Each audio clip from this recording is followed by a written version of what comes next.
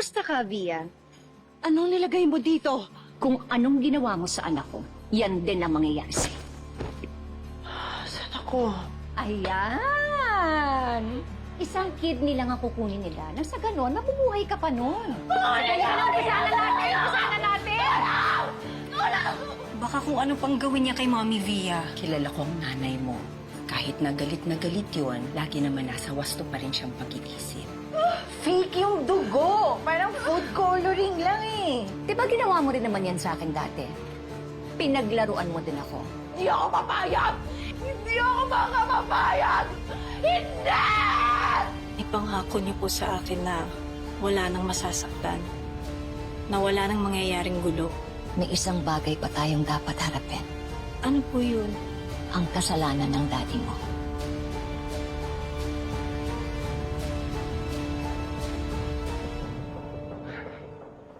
Hey, Ron. Anak, baka pwede kitang makausap. Pasensya po, Tay. Ngayon ko lang po naiintindihan yung galit ni Bea sa'yo noon. So, pati ikaw galit na rin sa akin, ganun ba? Tay, hindi lang si nanay ang niloko niyo noon. Pati ako. Bakit hindi po kayo nagtiwala sa akin? Anak, natakot ako eh. Natakot ako. Ayokong mawala kayo sa akin. Naging mahina ako. Ano nangyayari ngayon? Hindi ba parang nawala rin kami sa inyo? Dahil sa ginawa niyo? Alam mo, Tyrone, kahit mawala yung respeto niyo sa akin, mawala yung respeto sa akin ni Belle, ng nanay mo, kahit ikaw, ang hindi ko kayang matanggap, yung mawawala kayo sa akin. Hindi ko kaya yun. Kaya please, Tyrone, unawain mo naman ako. Please. Sorry, Tay. Tyrone. Kailangan ko na umalis. Tyrone.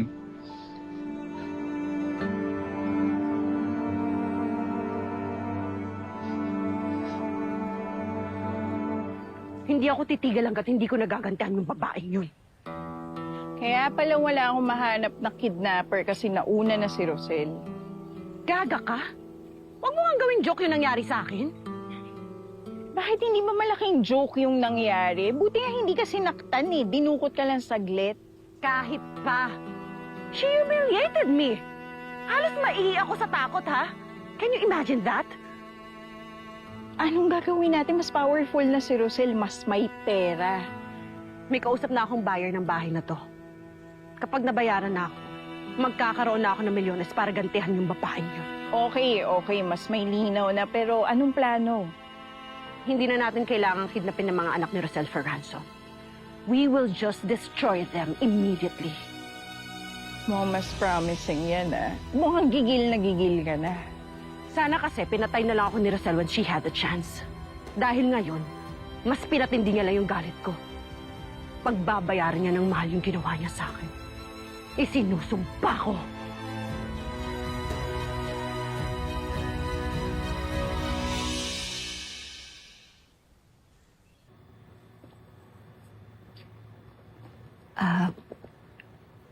Mga anak, meron lang akong importanteng sasabihin sa inyo. Gusto ko sana sa akin manggaling. Ano po yun, Nay? Tinawagan na ako ni attorney. Bumaba na daw yung desisyon ng piskal. May arrest warrant na para sa tatay ninyo.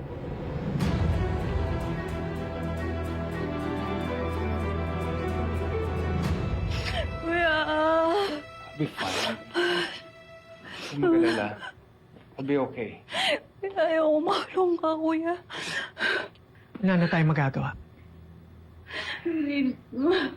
Sorry, Doc, ah. Ikaw na damay. It's okay. I had it coming. Kuya! Kuya! Ayoko na makulong, Mr. kuya. Crisanto Almendras. Dok. Salvio Castillo. Dali lang naman po, Mama Inaaresto po Police. namin kayo sa kasong Mama kidnapping. Police. May karapatan kayong manahimik at magsawalang kibo. Ano man ang iyong sabihin ay maaaring gamitin laban sa inyo sa korte. May karapatan kayong gumawa ng sariling abogado.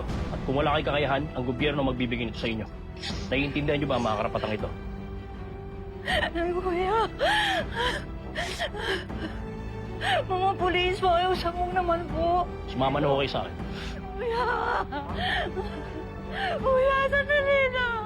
Mama Police! Kuya, ayoko na makulong! Kuya! Sa kapal, ha? Kuya!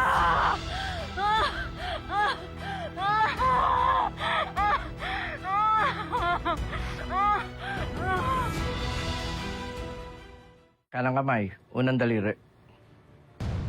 Pangalawa. Pangatlo. Pangapat. Panlima.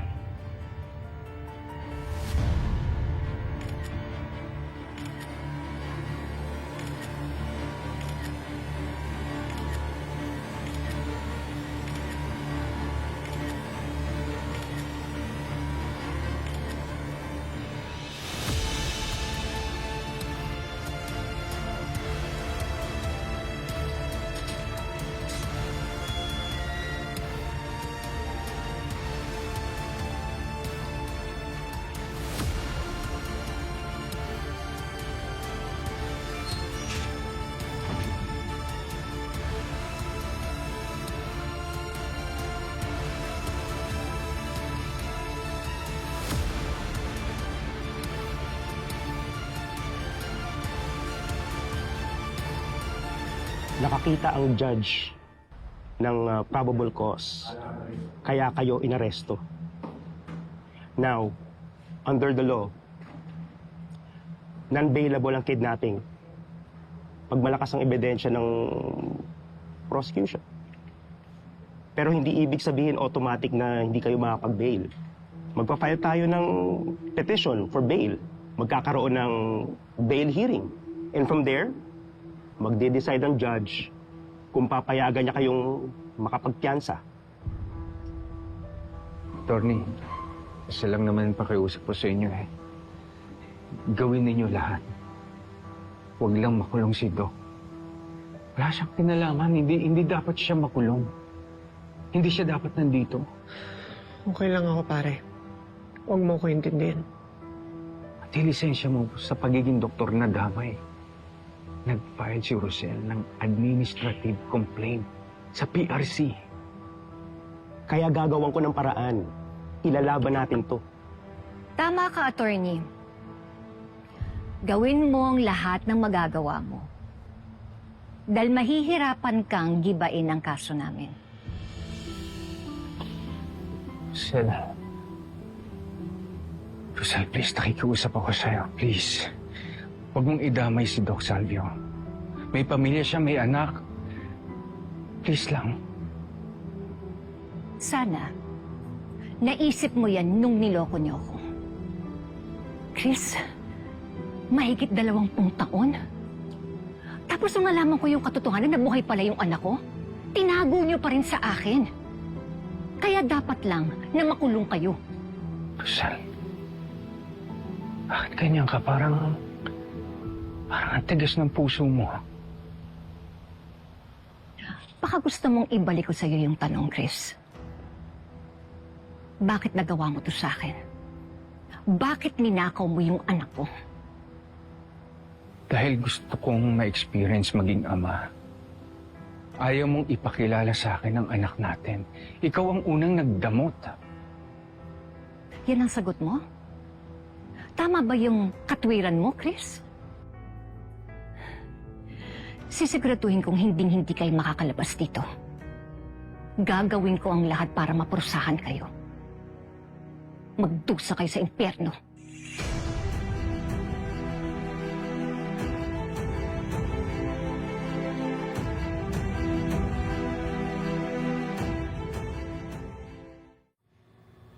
Ayan. Yan, pakilagay na lang dyan. Sarap ng ulam, ah. Nasaan si Bel? Tyrone, nasaan si Bel? Diba ang usapan natin, dapat sabay-sabay tayong kakain. O nasaan na yung kapatid mo? Nasaan siya? Rosel, kasi nagpaalam naman siya sa akin, kaya pinayagan ko na. Nagpaalam? Bakit? Saan daw siya pupunta? At saka bakit pinayagan mo? Saan ba ang punta niya? Nay, huwag kayong magalit kay Tita Adela. Nagsabi din naman sa akin si Bel at pinayagan ko naman siya. Hindi niya matiis na hindi makita si tatay. Pinuntahan niya si Chris? Opo, Nay. Dinalaw niya si tatay. Dad, pasensya na po ha. Ito lang po ang nadala ko. Ikaw naman, nag-abala ka pa. Alam mo naman, pag nakita kita, masaya na ako. Oh.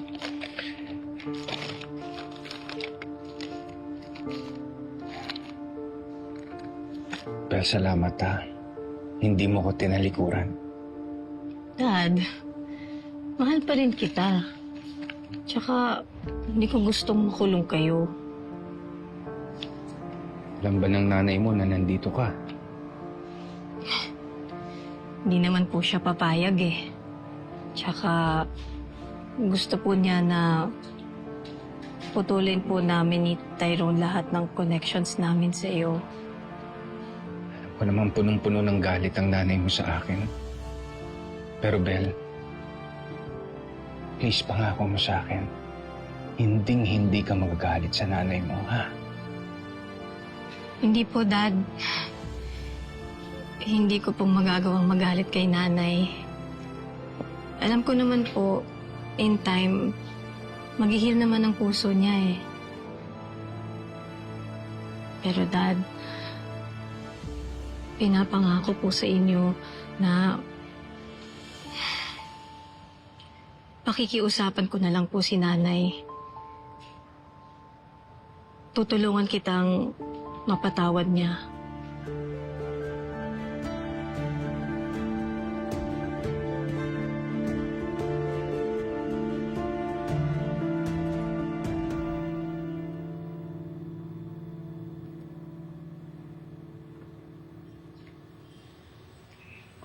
Bel, Nay, akala ko ba nag-usap na tayo? Akala ko ba nagkaintindihan na tayo? dinalhan ko lang naman ng konting tulong si Dad. Paano niya mararamdaman yung mga consequences ng kasalanan niya kung patuloy mo siyang pinupuntahan? Hindi pa sapat na nakakulong na po siya? Hindi. Kailangan maparusahan ng daddy mo. Lahat naman po tayo nagkakamali eh. Oo nga, Bel. Pero iba tong ginawa niya. Hindi ko siya mapapatawad sa ginawa niya sa atin. Nay, nag-worry po ako para sa'yo. Hanggang saan po kayo dadali ng galit ninyo? Kung saan man ako dali nito, wala akong pakialam. Ang daddy mo may kasalanan dito. Siya ang punot dulo nito. Kaya ako nagkakaganito dahil sa kanya. Nay, hindi po eh. Yung minsan po kayong nagalit, okay lang po yun. Pero yung patuloy ninyong finifeed ang anger ninyo, choice nyo na po yun eh. I'm sorry. I'm really sorry po. Naintindihan ko po ang galit ninyo kay Dad, pero sana huwag nyo na po akong idamay.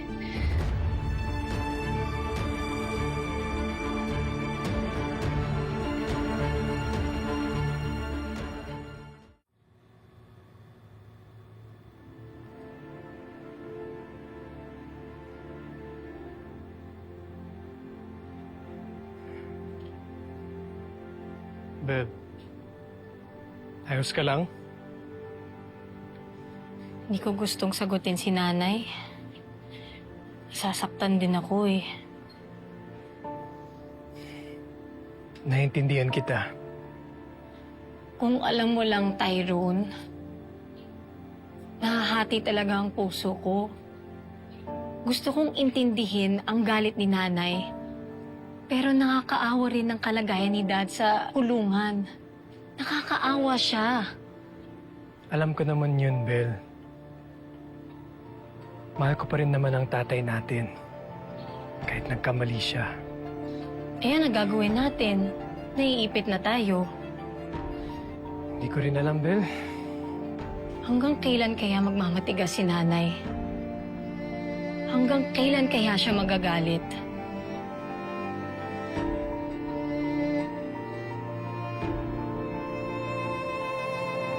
Madam, bakit ho ganun? Buo na ho kami, pero pilit naman kaming pinaghihiwalay nung kanya-kanya naming mga paniniwala. May mali ho ba akong ginagawa? Wala ba ho ba akong karapatan na humingi ng hustisya?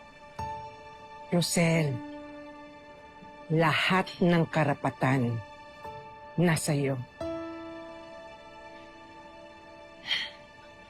Siyempre, naiisip ko po kasi yung ginawa ni Chris. Yung mga nangyari sa amin ni Ben. Napupuno po ng galit yung puso ko. Hindi ko po mapigilan eh. Naiintindihan kita. Alam mo yun, hindi ba? Ang tagal kong nagtanim ng galit kay Darius. At katulad mo, nagmatigas ako.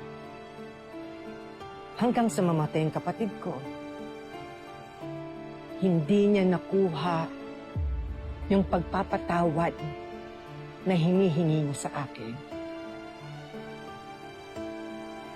Aaminin ko sa'yo, nagsisisi ako. Nanghihinayang. Nagtatanong, bakit nga ba hindi? Sana nga, naibigay ko sa kanya yung pagpapatawad na hinihingi niya. Kaso lang, huli na ang lahat. Rosel, dalhin mo yung galit mo hanggat gusto mo. Sana lang, huwag mangyari sa iyo yung nangyari sa akin. At sana, hindi ka magsisi sa bandang huli.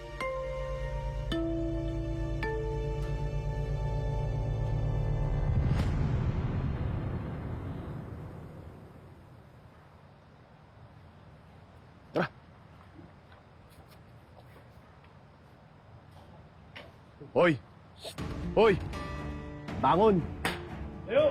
Tayo! Bangon nga dyan! Pwesto namin yan! Tayo! Tayo! Malis kayo dyan!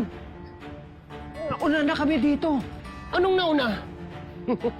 Kami ang mamimili kung saan namin gusto pumesto.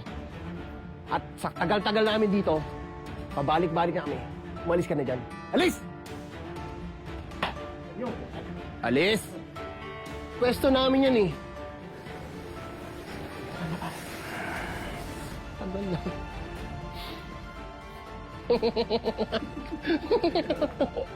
Wala pala.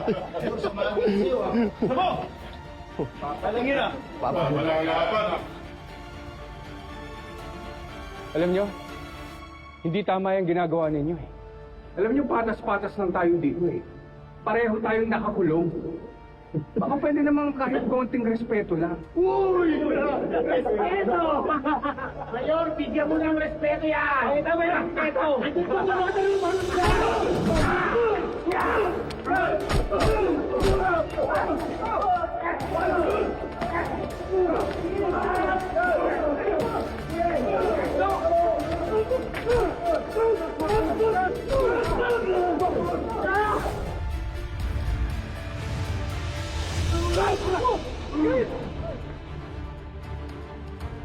Pare!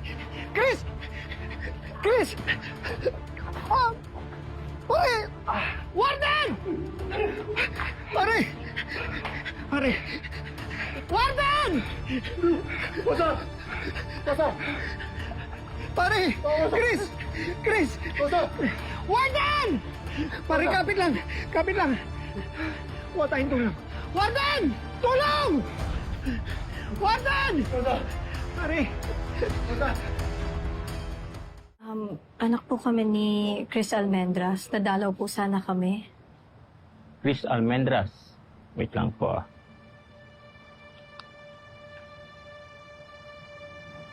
Naku, wala siya dito. Sinugod siya sa klinik.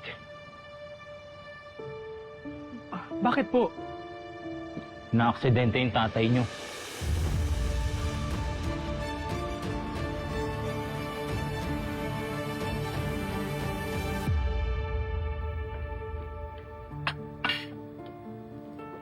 What? Tuyo na naman? Natalo ako sa saklaan kanina. Buti nga may natira pa eh. Ba naman, pupurgahin mo ba ako ng tuyo? Wala na ngang aircon, wala na ngang wifi dito sa bahay na to, tapos ganito pa! Puro ka reklamo ah. Ayaw mo ng tuyo, eh di maghanap ka ng trabaho. Hindi yung puro iaasa mo sa akin lahat. Eh bakit kasi dinadamay mo ako sa karma mo? Huwag kang magmamalinis ah. Ginusto mo rin yung panluloko kay Rosel. Pareho tayo. Kaya ngayon, dapat tanggapin mo na yung bagong buhay mo, Tali. Habang buhay ka na nakatali sa akin. Ayan, kumain ka. Ayoko ng tuyo, ayoko nga! Eh, di wag kang kumain. Di wag. Umalis ka sa harapan ko. Umalis ka sa harapan ko!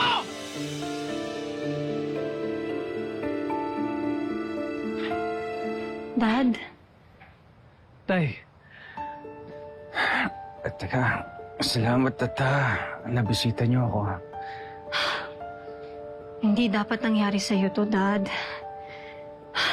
Kung hindi lang kayo ipinakulong ni Nanay. Wag na wag ninyong sisisihin nanay ninyo, ha? Wala siyang kasalanan. pero Tay, hindi tama na makulong pa kayo.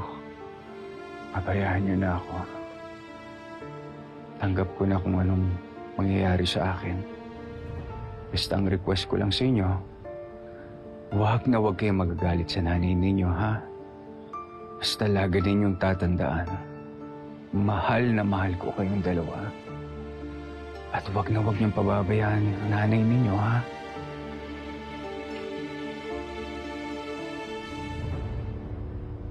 Kaya dyan ako nag-order. Oo, pirmahan mo na lang dyan. Gawin nilang Nay, Oh, kanina ko pa kayo hinihintay. Meron tayong importanteng kliyente. Nay, kailangan namin kayong makausap. alam ko po na magagalit po kayo sa akin dahil di po ako sumunod sa gusto ninyo. Isinama ko pa nga si Tyrone. Teka, sandali ano bang pinakasabi nyo? Kasi hindi ko kayo naiintindihan. Nay, pinuntahan namin po si tatay sa kulungan. May nangyari po sa kanya. Bakit? Ano nangyari sa tatay ninyo? Nasaksak po siya. Muntik po siyang mamatay. Diyos ko, kamusta ang tatay niyo? Anong lagay niya? Nasa klinik po siya, nagpapagaling. Nay, nakakaawa po ang sitwasyon niya. Kaya, nakikiusap po kami. Please, iurong niyo na po ang kaso kay Dad. Please. O Nay, huwag niyo po siyang parusahan ng ganito. Baka po sa susunod, hindi na po siya makaligtas. Nay, ayoko pong mawala ng tatay. O Nay, mahal po namin si tatay. Kaya nakikiusap po kami. Alang-alang sa amin ni Beth.